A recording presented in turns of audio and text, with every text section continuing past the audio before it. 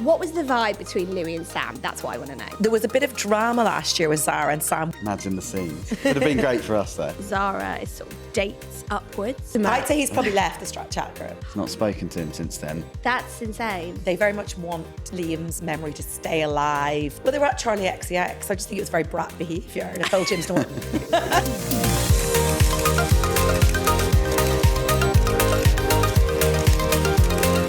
This is the Showbiz Fix, where we will be taking you behind the scenes of our biggest scoops here at The Sun, with some exclusive extra gossip and a rundown on everything you lot are loving this week.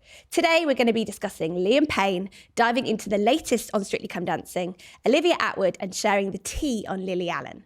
But first, I want to take you back to the 2006 World Cup in Germany. Beckham, Rooney, Cole. And I'm not talking about the lads. This was the dawn of the wags, as the antics of Victoria, Cheryl and Colleen overshadowed what was happening on the pitch. And now, 20 years on, a fresh wag drama threatened to dominate another huge game, Soccer Aid. It was all about the face-off between Zara McDermott's new man, Louis Tomlinson, and her old man, Sam Thompson. Now, our man, Amir Razavi, was down there. Amir. What a game and what a day to be down there. Yeah. So what was the vibe between Louis and Sam? That's what I want to know. So it was a bit frosty, a bit weird. Obviously, it's all anyone was thinking about and talking about before Soccer Aid. I went down to the training day last Friday and they very much kept their distance. They were... Weirdly, when they all did a team photo, Louis and Sam are right at the end together. Sam's just in front of Louis, which I found a bit strange. But from speaking to people who were in the training camp the whole time, they didn't say a word to each other. There was, absolutely no gentleman's agreement, you'd think. Or it seemed like they'd sort of, they both obviously will have very savvy PR teams around them. So it seemed like they were definitely made a point of just not making any dramas about it, not making it about what's been going on with Louis and Zara. So this is what I'm so intrigued by. Do you think that's them as men thinking, I'm just not going to talk to you? Or is that them as celebrities thinking, let's not make this a thing? I think it's a bit of both. Definitely, Sam did do a bit of press with the Sunday papers. Louis didn't do anything at all. He did speak to TalkSport a bit, but on the training day, nothing. So, interestingly, the Sunday papers, any journalist who spoke to Sam was told they're not allowed to ask anything about it. Oh. But on the flip side, it is great for Soccer Aid as well, having all of that, isn't it? It's great for the publicity for the event itself. But they couldn't have timed it better. I was looking back at the dates of when the Soccer Aid lineups were announced on March the 11th. Obviously, they would have signed up well before that as well. 6 days later, the Sun broke the story about Louis and Zara. So it's you couldn't have timed it any better. Equally, you're never going to pull out of a charity football match, are you? Either of them, no matter how awkward it is. So there's that TikTok that's going around as well. I don't know whether you've seen it, where it looks like Sam completely ignores Louis and they go like this. Now, did it just look like that, or were they completely ignoring each other? It looked more like Louis was the one doing the ignoring, I think. Yeah. He walked over to, I think it's Harry Redknapp, right, to go and say hello to him. And it looked like Sam sort of leant out to try and engage with him a bit, and nothing. So, I love it. Bit of an awkward moment. And also, I think what's really obvious to me is Zara was down there last year with Sam. And this feels like a completely different approach from her. Kelly, you know Zara. I do.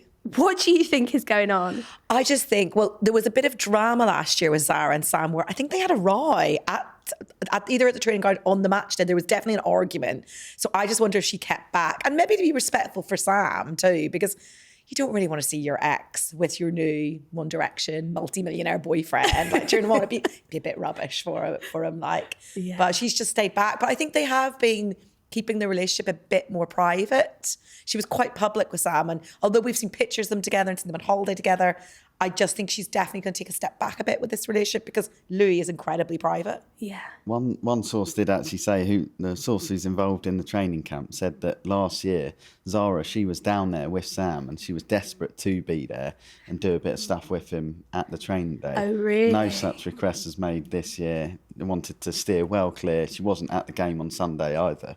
So clearly there's an effort to just like keep it to one side. Yeah. And that would, like you said, no one wants to have that, do they? Turning up there, imagine the scenes. Would have been great for us, though. I mean, absolutely great for us. And I suppose let's remember this is a charity thing. That's the most important part of all of this. But I mean, it is a different Zara we're seeing though, because with Sam, it was just, I would say, too much. The TikToks, the PDAs, it was just nonstop, wasn't it? But this is completely different. I totally agree. Like, Zara is quite mature. Like, she's quite a sensible girl. She obviously came off Love Island, but she's a documentary maker. And I think she wants to be seen in a more sensible manner. She wants to be seen as a proper journalist. And I don't think doing TikToks with Sam really worked in that sort of like where her career was going. And I feel like now with Louis, that's much more the direction she's going in. And, you know, he's quite supportive of her. I've seen him on her Instagram being like, you're doing amazing and like bigging her up. So I feel like this relationship's a more mature relationship for her. Yeah. And you've obviously interviewed her before as in your role as celebrity assistant editor, Showbiz on Fabulous magazine. In interviews, she doesn't really open up, does she? She does keep it all quite private. She does tend to. I mean, she does tell you some stuff. Like, she's great fun. I love hanging out with her. I saw her at Sabrina Carpenter. I saw her at the Brits. And she's like a fun girl. And I can imagine her, and I know Louis as well. Like, I imagine they have a lot of fun together. But she does keep it quite under wraps. Louis is so private. And I think he wouldn't like her to be talking a lot about their relationship. It's also really early days. Like, when she was going down to Soccer Aid last year with Sam, they'd been together a couple of years. They knew each other quite well. Yeah.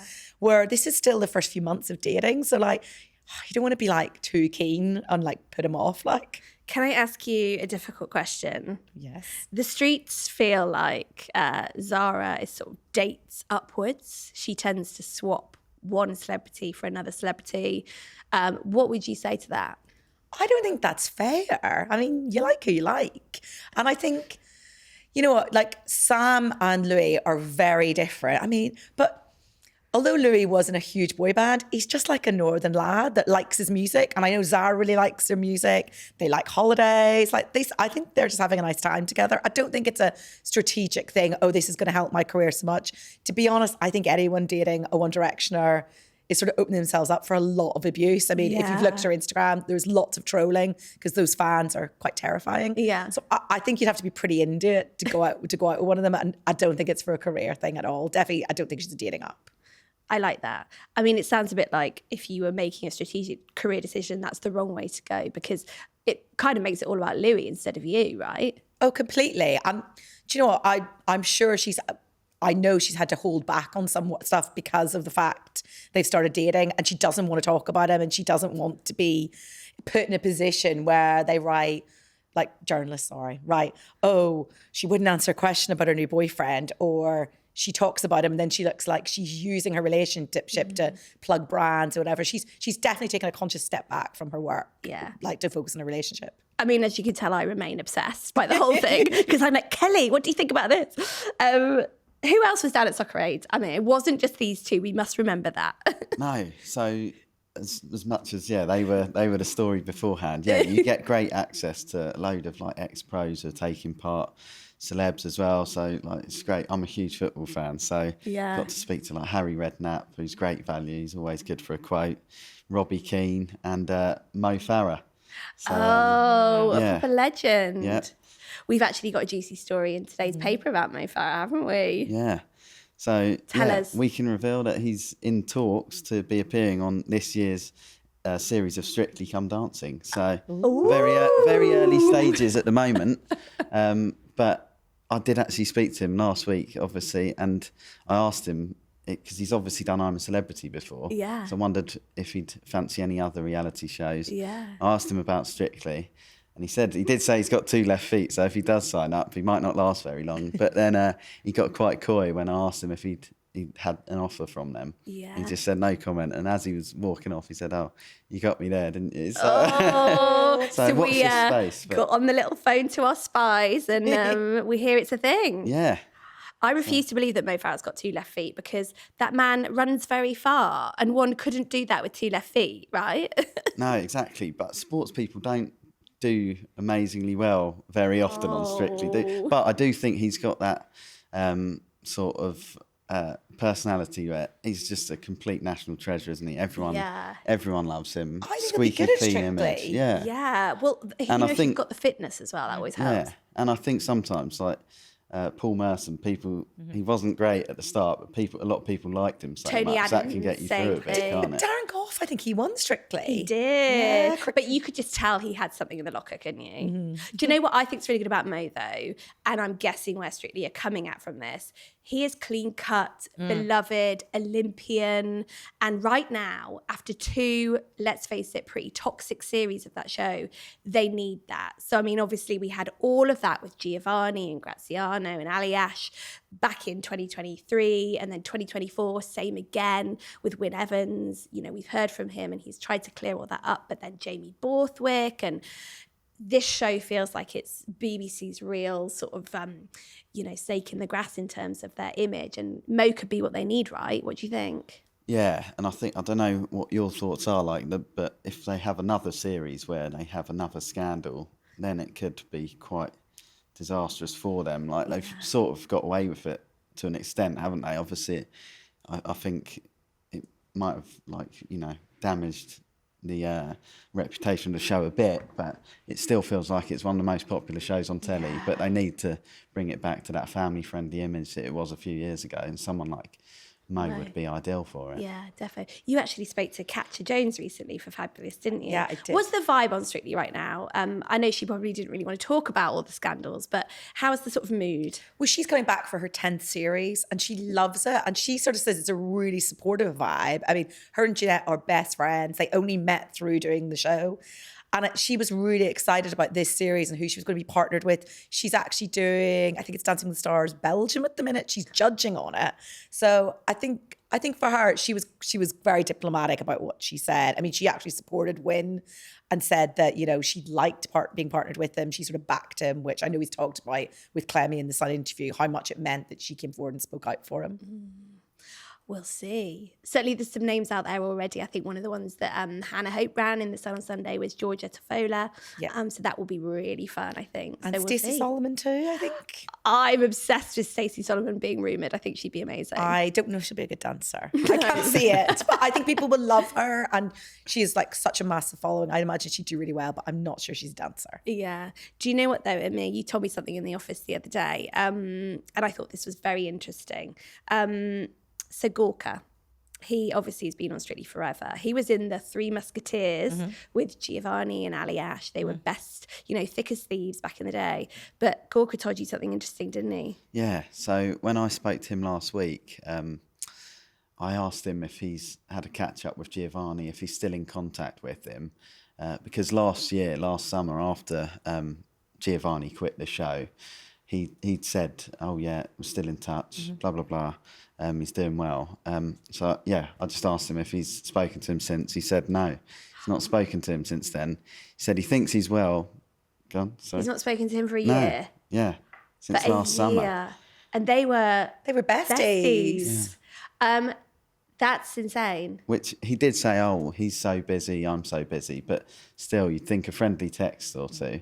Obviously, Giovanni's back in Italy now doing his thing over there. But to not even speak over the phone or anything seems... Do you know what I think about this? Does this mean that Giovanni's no longer in the Strictly chat group? The ultimate. I'd say he's probably left the chat group. Yeah. Did he leave though, or did someone kick him out? That's what I would like to know. Who is the admin of the WhatsApp group? Well, I think that I know from the celebrities, I think you're removed pretty quickly because I think they have a group for like rehearsals and stuff. Yeah. I'm pretty sure Gia Adams told me like literally this Sunday once you're gone, you're out of that group. Oh my God. And they start a new group for like the rejects. Week 7. It's always a bit awkward when someone leaves a WhatsApp group. It's like, do you kick them out or do you wait for them to leave? I reckon Anton remains the admin, though, of the pros chat group, don't you think? Because he likes to think he's still in the mix. Brilliant. Well, I mean, it's not even August yet, which is when they usually reveal the Strictly lineup. So I love that we're all talking about the rumours so far. And, you know, God, Strictly for me means winter. And here we all are in a heat wave. So there we go. So, more telly news this week. Netflix has revealed the very first promotional picture of their new show, Building the Band. Now, this isn't just another talent show. We care about this because it's the work which Liam Payne was so busy with before he died. Now, for me, when that image landed in my inbox, he looks great, he looks so healthy, and he looks so happy. And I think that's the thing which really struck everyone about this. So, Building the Band. This is a programme where various singers all sing in little locked rooms, and they have to create their own band just by hearing each other. So Liam's there as a kind of mentor to help them in that process. He's not a judge, he's there giving all of his experience and advice. Now, because of this, we do know that the family gave Netflix their blessing to go ahead with this programme. What do we know about this, Kelly? Well, I know in general, just from talking to people that are around the family, they very much want Liam's memory to stay alive, to stay people talking about him and talking about him in a positive manner about what he was known for. And obviously, One Direction were put together on X Factor. It was Nicole Scherzinger was like, get these guys together. They were all Liam auditioned as a solo singer. Like he didn't know Harry and Alno beforehand, and they were all put together. And I think that would be where he's thriving, sort of getting back, like mentoring people, young singers, sort of helping them out.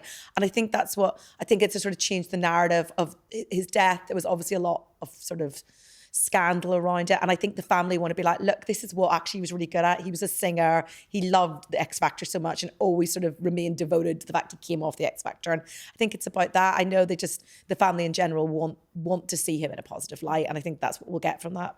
But agreeing to that and then seeing it in front of you. And I think there's going to be a lot of buzz around this. It's going to be the thing that everybody's talking about. I think that's difficult, isn't it? I mean, he's only been dead 7 months. It is like it is a very sort of like short period of time to make these decisions and say, and I think it wouldn't have been, I mean, there's no way Netflix would have shown this if the family didn't say yes to it. And I know Caroline Flack had filmed a TV show for Channel 4 called The Surgery that was all about guessing whether people had plastic surgery or not. And it's never been aired. And I think because her family were like, let's not actually have this on screen. And I think I can understand why you wouldn't want to see a show like that. Like it's really difficult. And I guess if it offers the family some comfort, then I think, and they're probably thinking of the fans who want to see it as well, it probably will be nice for Liam to see him sort of in his element. Definitely. And when this first landed, I had a little look online to see what the mood music was around this. And the fans were all, same thing, like he looks so happy. It's brilliant to see him doing this because he really believed in this show.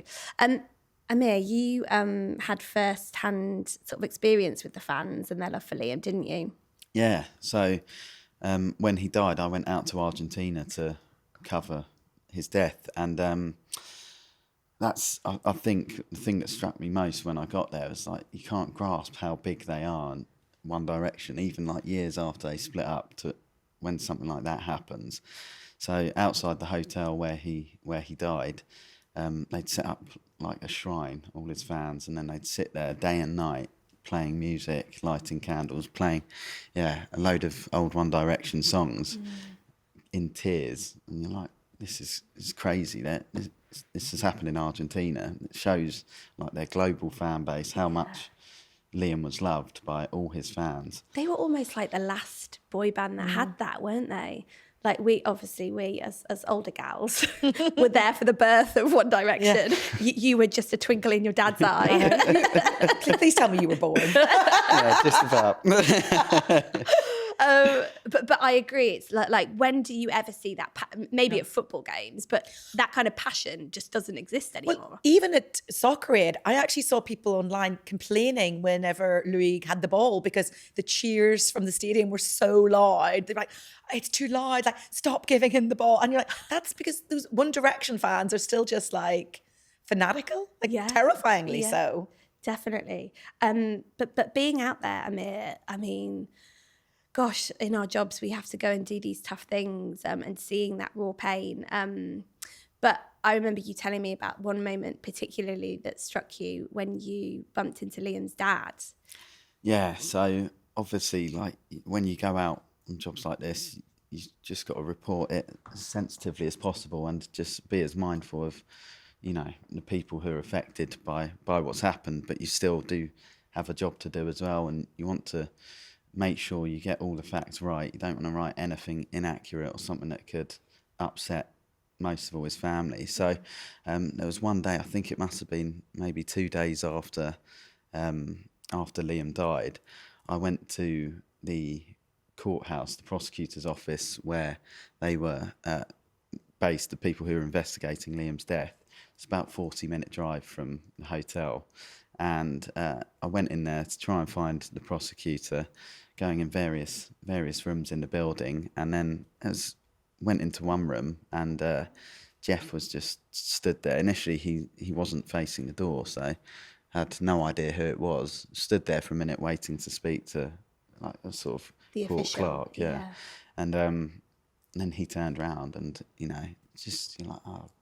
So I didn't want to, he's obviously there trying to sort things out to get Liam back home as well, mainly, as well as find out what's actually happened to his son. Yeah. So, you know, there are times where you've got to just think, you've got to think on the spot, really. And I thought it's best to just step out of that situation because he was already facing so much. Like when he went back, it was when he went back to the hotel that night, there were loads of fans there, loads of floral tributes, which he wanted to go and see, but also the world's media, photographers everywhere. So he had to, you know, go back and hold his own and go through all that. So, yeah, there are times where you've just got to use your own judgment about what's best to do in a situation, and I felt that was best to do at that time. Definitely. I bet just the look on his face. Gosh, I feel a bit emotional talking about it, but you know, like seeing 2 days after his son died, having to go do admin, and the thing that gets me is like even that, just getting over there, like it was like an 18-hour flight from the UK, just with that on your mind, just stuck on a plane, thinking about that, trying to process everything, let alone getting there, trying to speak to the right people to then get Liam home, but also establish what's actually happened and how he's come by his death. It's awful. Yeah. Blimey. Should we move on to something a bit jollier? Yeah.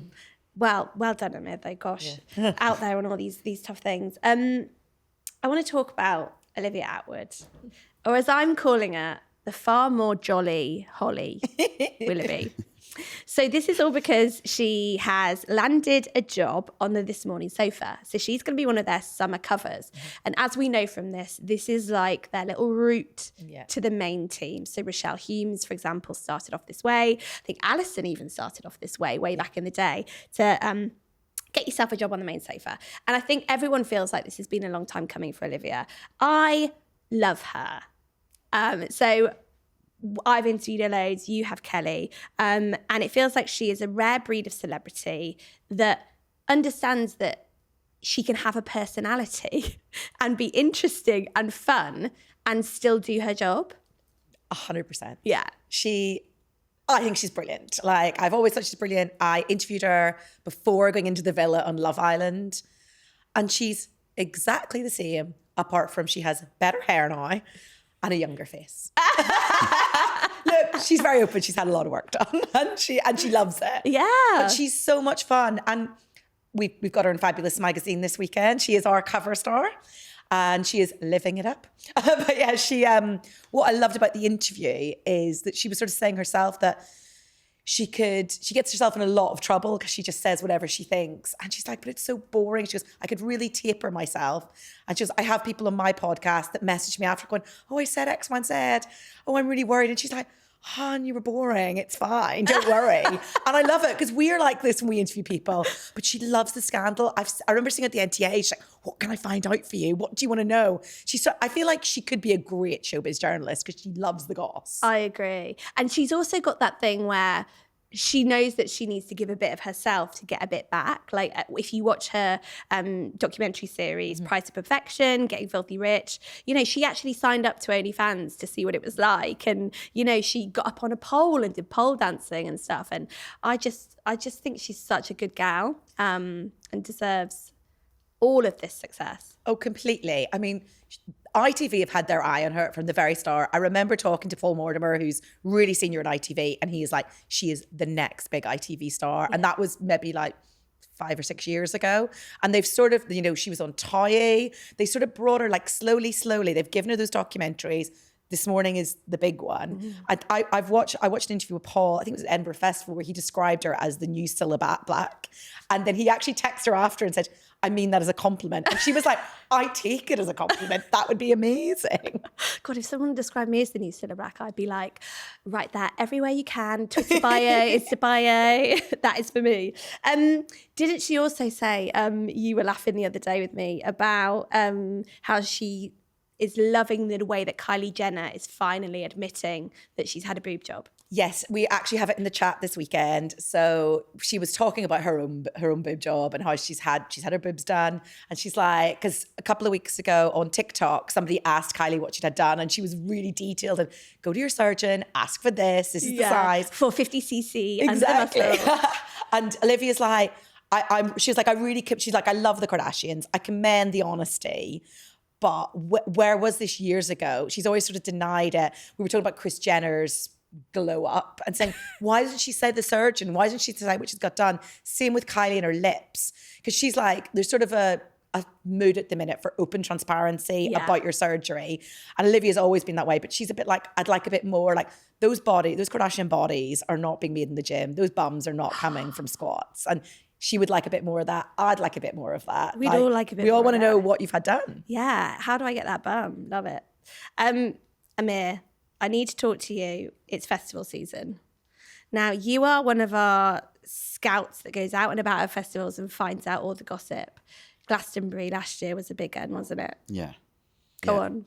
So, yeah, can't wait for obviously going there next week. But yeah, we got some brilliant stories there last year. And it's just a wash with, obviously, celebs, good A-list celebs that they all just completely lose their inhibitions, don't they? Forget that people see them.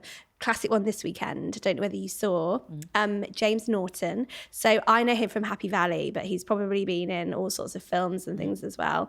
Me, telly girl. Out and about with Lily Allen, snogging backstage. I love it. Yeah. I was at that festival. I'm fuming. Didn't see them. Well, imagine spotting a bit of James Norton. Kelly. Listen, I did see Lewis Capaldi and Paul Mescal, but I did not see James Norton. Do you know my favourite thing about this James Norton Lily Allen situ? Is they met on Raya. Yeah. And obviously Lily found out that her husband David Harbour was cheating on her because of him being on Raya. I love that. I'm calling it Raya Revenge. I just obsessed with it. I just love how you get them in a field in their little hunter wellies or whatever and get a cider in their hand and they all just seem to forget that they're celebrities. Well, they were at Charlie XCX. I just think it was very brat behaviour. And I told James Norton. It was so brat. Mum of however many it is Lily Allen. 3 kids. So brat right now. Well, Amir, I'm very much looking forward to seeing what you guys find out at Glastonbury this year. I know, so am I. Do not disappoint me. I'll try not to. Okay, so now we're going to talk about what this week we are binning and binging. Amir, I'm coming to you first. What's going in the bin? Right, I'm binning social media moaners, right? I was scrolling through Twitter the other day, or X, and saw one bloke saying about, he was talking about Soccer Aid. Yeah. Saying, getting angry, saying Tyson Fury is worth £100 million and he's asking people on minimum wage to donate 40 quid or whatever. It's like, come on, you just want to get angry about nothing there. Just don't donate. And it's like literally down to people like that Soccer Aid's raised over £100 million, you know? So it's like, get over it, mate. Come on. Get over it. I love it. Right. Binging, the Louis Theroux podcast. He's had Nice. a couple of good guests on recently. He had Ed Sheeran last week and Danny Dyer yesterday. So I was enjoying that. If I was a celebrity, if I was going to open up to anyone, I would hope it would be Louis. Yeah. I love Louis Theroux. I remember meeting at the BAFTAs and I was quite young and I was like, I want to be as good a journalist as you. Oh. He didn't really give me any advice, to be honest. But then I think we did ask him about Pete. You know, when there's an episode of the Pete show where Mark goes, I'm Louis Theroux. And every time I see him, I think that. Niche. I love it. Very niche. Binning, Kelly Allen. I am binning slut shaming on Love Island. Oh. So I've been obsessed with Love Island. I wasn't going to watch this year and you told me to get into it and I have and I am loving it. So this is all of this.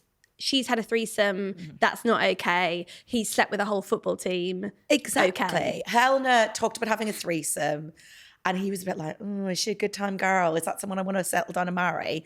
And then in one of the games that came out, he'd slept with a football team. I mean, why are we judging women like this? I'm like, get in the bin. Look, women should be able to embrace their sexuality. They should be able to sleep with however many people they want to, as long as they're being safe without being judged. And I'm just not here for men being like snidey about it when they're doing exactly the same. And also, you're on Love Island. Let's face it, none of you are getting married. No. Binging. I am binging pineapple on pizza. It's very controversial. No, I did not see that coming. Amir is disgusted.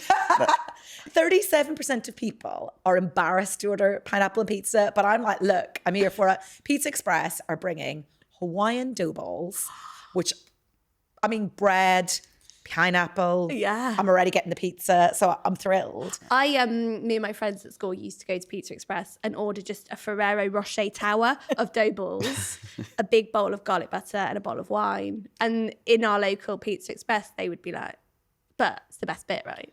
Definitely, dough balls the best part, and now they've brought pineapple into it. It's like hot pineapple.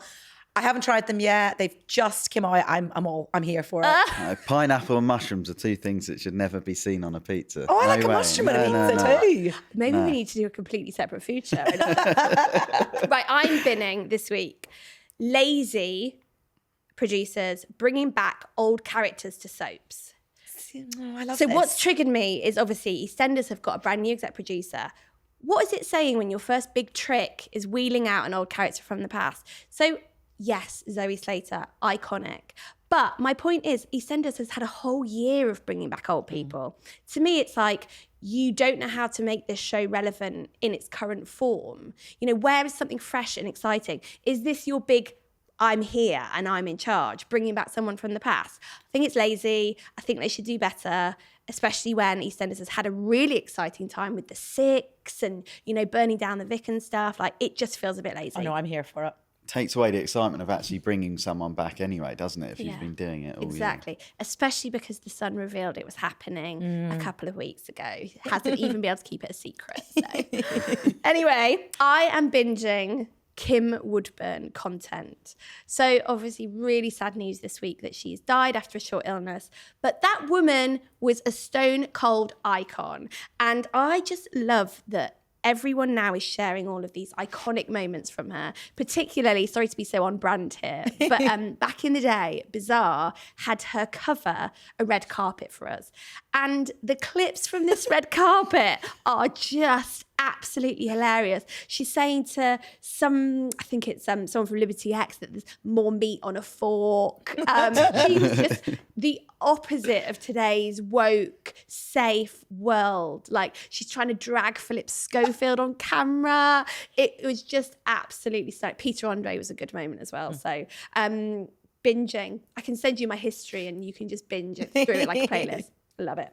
Right, that's your Showbiz Fix for the week, and you can get a whole lot more telly and entertainment tidbits if you subscribe here at The Sun Showbiz on YouTube, and you can hear us in your ears wherever you get your podcasts. See you next week.